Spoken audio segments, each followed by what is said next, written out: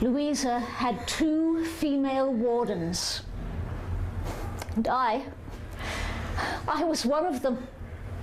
Do you think something might come from the Governor? It might.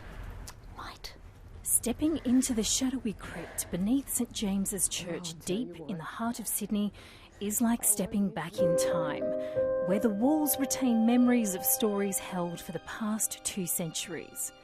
This utterly beautiful place, and the atmosphere is just unlike anything.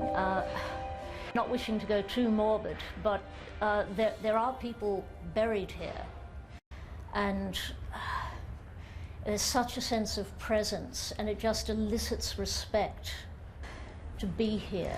Deadhouse Tales are back, resurrecting Sydney's unsavoury past in a dramatic experience unlike anything else. Being given a space like this, you're given these natural, almost filmic elements that really work into the audience interaction, and they can really feel like they're the camera doing a close-up shot in their own right. We talk about really engaging the audience and making them feel like they have accidentally walked into a part of history. And that just might mean some jury duty for audiences who happen upon the tale of Louisa Collins, accused of murdering 2 husbands, and after 4 trials was found guilty of 1 murder on the basis of circumstantial evidence.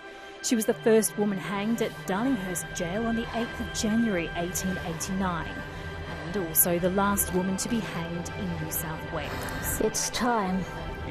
And it's a savage history of Australia that people just don't know about. It might get swept under the rug, or it's like, oh, maybe we shouldn't mention that. We'll have a pretty-looking Australia, but you know, all the way back to convict time, this is a savage land to live in, and it continued.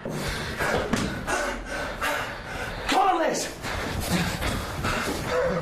That was a tighter fit than I thought it'd be. I think after being in the slamming, you'd be used to tight spaces. Setting a less sedate pace is the story of Kevin Simmons and Les Newcomb, who sparked the largest manhunt in New South Wales back in 1959. And 39 days later, they'd kept the coppers on a manhunt for there's 200 coppers and helicopters. But they accidentally knocked this guy, Cecil Mills, his name was, knocked him on the head and killed him. And then things got real. In bearing witness to these stories, Deadhouse Tales pushes the limits of what theatre can do.